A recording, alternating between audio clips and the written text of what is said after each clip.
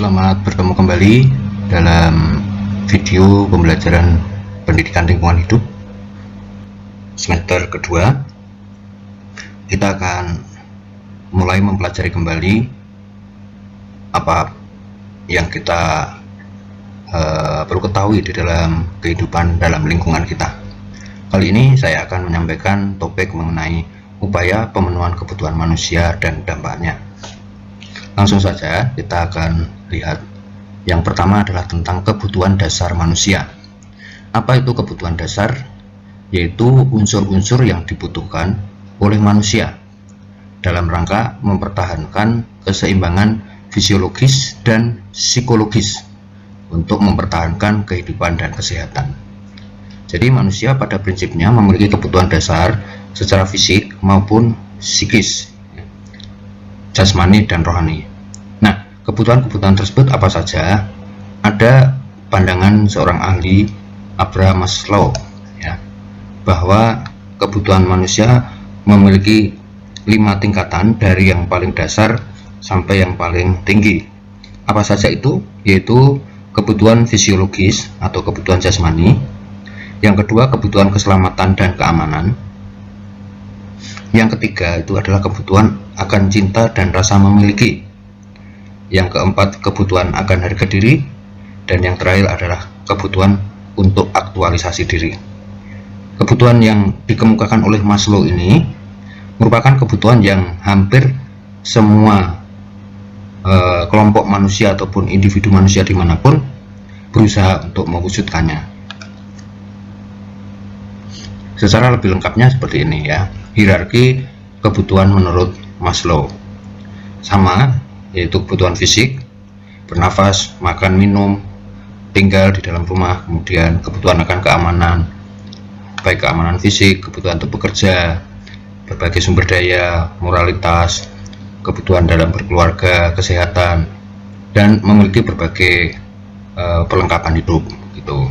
Itu kebutuhan yang kedua. Kemudian kebutuhan untuk mencintai dan memiliki, baik dalam pertemanan ataupun di dalam keluarga.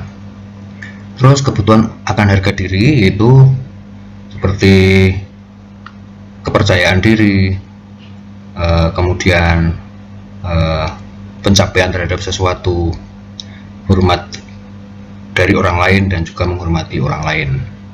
Kemudian kebutuhan aktualisasi diri misalnya moralitas, kreativitas, kemudian spontanitas, memecahkan masalah, perlindungan terhadap perlindungan hukum, dan juga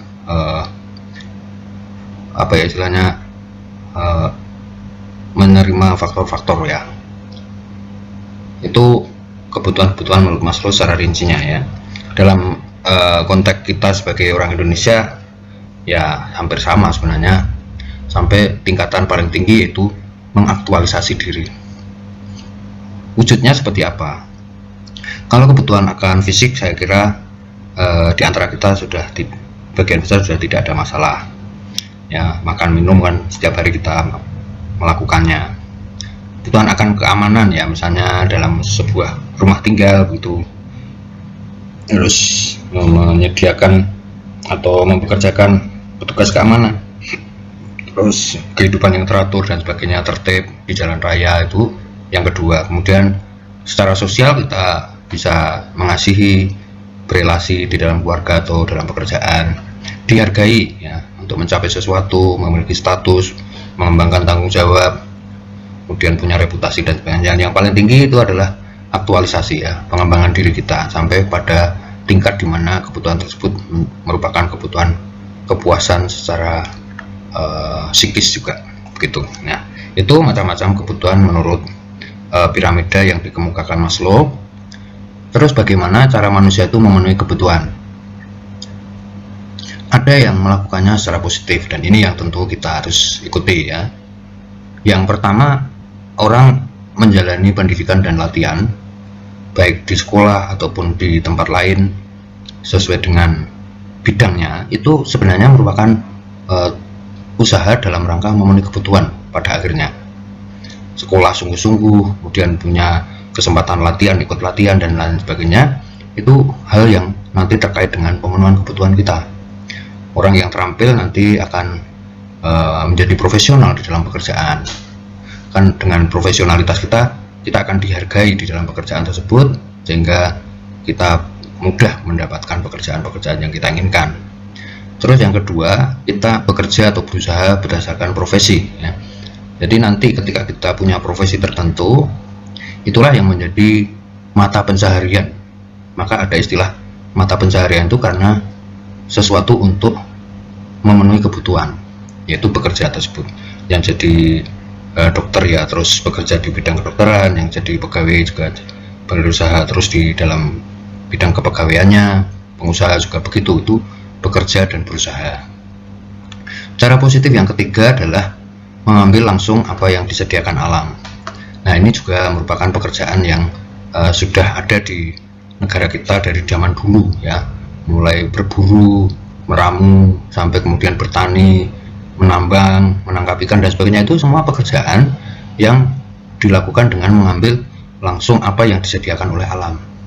Selama dilakukan dengan benar dan tidak merugikan pihak lain, maka itu merupakan cara yang positif. Terus apa yang dianggap cara yang negatif? Cara yang negatif contohnya yang paling jelas yang mengambil yang bukan miliknya atau mencuri. Kan banyak orang yang melakukan tindakan itu karena keterpaksaan atau karena memang kebiasaan yang tidak pernah diusahakan untuk dihilangkan. Orang yang suka mengambil milik orang lain itu nanti dia merasa hal tersebut hal yang wajar, dan akhirnya orang tersebut jika sudah jenuh istilahnya, maka akan secara tidak dia sadari tiba-tiba akan ketahuan dan harus berurusan dengan hukum. Nah, ini yang akan merugikan tentunya. Maka usahakan kita tidak melakukannya, harus jujur jadi orang. Cara negatif yang kedua, ada yang meminta-minta atau istilahnya mengemis. Sebenarnya ini bukan ya istilahnya dosa ya, tetapi itu sebenarnya bentuk tindakan yang tidak menghargai dirinya sendiri ya. Itu mental ya, meminta-minta itu mental. Maka usahakan dari sekarang ini untuk kita punya kebiasaan tidak meminta-minta ya, mengharapkan belas kasihan orang. Syukur kita bisa memberi kepada orang yang membutuhkan. Kalau kita bisa memberi kepada orang lain, itu justru hal yang sangat mulia, karena kita berarti mampu memenuhi kebutuhan orang lain. Dan cara negatif yang ketiga, ini sangat jahat ya. Ada pihak-pihak tertentu atau orang-orang tertentu yang sampai bekerja sama dengan dunia lain ya. Misalnya pergi ke dukun atau paranormal, misalnya kebutuhan akan kesehatan, pergi ke dukun atau paranormal, atau misalnya pengobatan alternatif ya. Kalau kita percaya pada teknologi, maka ya kalau sakit pergilah ke dokter, karena kesehatan kan juga kebutuhan. Dan kita tahu bahwa dunia kedokteran itu jelas terbuka, tidak sembunyi-sembunyi. Segala penyakit yang ada sudah pernah dipelajari oleh para dokter tersebut. Ada orang yang pengen kaya dengan pergi minta bantuan dukun atau paranormal, kemudian mereka harus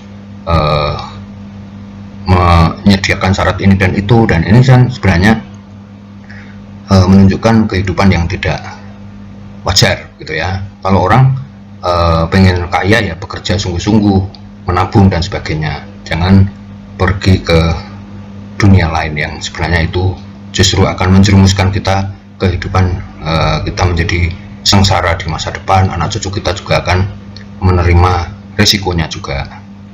Jadi itu baik cara positif maupun negatif ada terjadi di berbagai belahan bumi atau belahan dunia ini. Di Indonesia banyak, di luar negeri juga tidak sedikit begitu. Lanjut, apa hambatan-hambatan dalam memenuhi berbagai kebutuhan manusia? Ada hambatan berupa kondisi alam, bisa bencana alam seperti ini, misalnya ada longsor atau banjir, itu bisa menimbulkan hambatan dalam memenuhi kebutuhan. Orang-orang ini yang harusnya bekerja sesuai dengan pekerjaan mereka harus akhirnya ikut menyelesaikan apa yang sedang terjadi dalam bencana tersebut, mungkin harus menarik pohon yang menimbun rumah, atau mungkin menggali longsoran yang menimbun korban dan lain-lain, itu kan hanya mereka tidak bisa melakukan aktivitas mereka. Atau kondisi iklim, misalnya kemarau panjang dan sebagainya, akhirnya gagal panen, itu menjadi hambatan pemenuhan kebutuhan. Yang lainnya misalnya ada wabah penyakit, kita sudah hampir 1 tahun menghadapi pandemi ya. Di sini ada don't go out dan limit contact ya. Orang tidak boleh pergi keluar dan batasi hubungan. Bagaimana orang bisa memenuhi kebutuhannya kalau tidak boleh keluar rumah? Kan orang tidak mungkin bekerja hanya di dalam rumah terus, dan dibatasi berhubungan dengan orang lain. Orang bekerja kan otomatis bekerja dengan orang lain juga. Maka ini menjadi hambatan ya. Wabah penyakit seperti COVID sekarang ini jelas menjadi hambatan bagi pemenuhan kebutuhan manusia. Yang ketiga, mental dan kepribadian. Nah, ini adalah ya, orang yang mengalami gangguan jiwa, dia harus berkeliaran di tepi jalan, dan orang seperti ini jelas tidak terpenuhi kebutuhannya.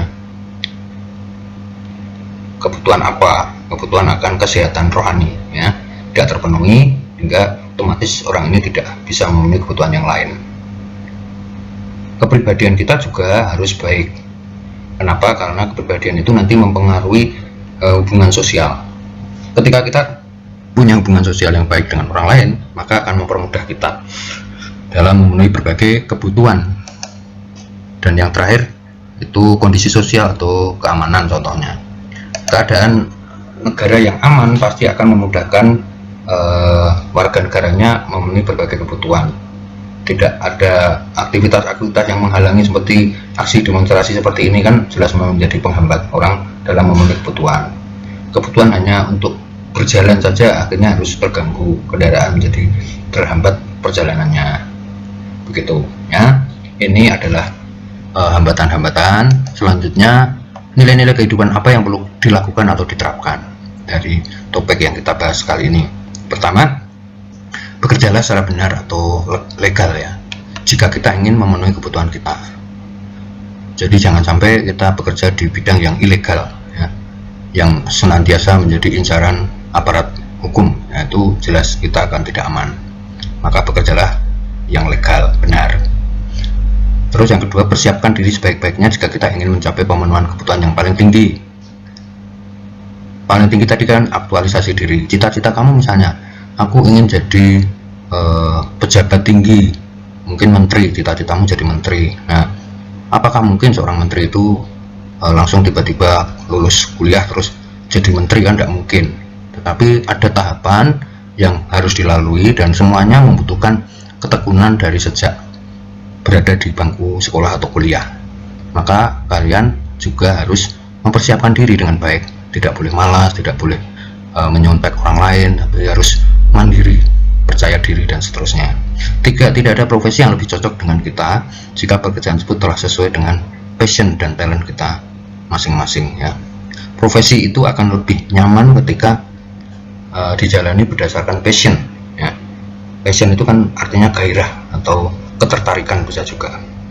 Kalau orang sudah tertarik dari awal terhadap sebuah profesi dan juga sesuai bakat kemampuannya, maka orang tersebut akan menikmati profesi yang ada atau yang dimiliki. Maka pilihlah atau ketahuilah passion kita masing-masing dan talent kita masing-masing, supaya nanti dapat memilih profesi yang mendukung ya, passion kita dan talent kita, atau sebaliknya passion dan talent kita mendukung profesi kita ya. Terus yang terakhir, jaga kerukunan dengan semua orang supaya terhindar dari konflik-konflik yang tidak perlu, karena konflik itu bisa memunculkan dampak yang lebih parah seperti perang saudara dan sebagainya, terorisme dan sebagainya, itu karena tidak adanya kerukunan. Jagalah kerukunan kita dengan siapapun, gitu ya. Yang berikutnya nanti, video yang akan datang, kita akan mempelajari tentang upaya pemenuhan kebutuhan masyarakat melalui pengembangan energi dan mobilitas orang atau manusia beserta dengan dampaknya. Untuk sementara video kali ini saya cukupkan. Semoga membuka wawasan kita tentang hal penting mengenai pemenuhan kebutuhan. Sekian dulu, sampai jumpa pada video berikutnya. Terima kasih.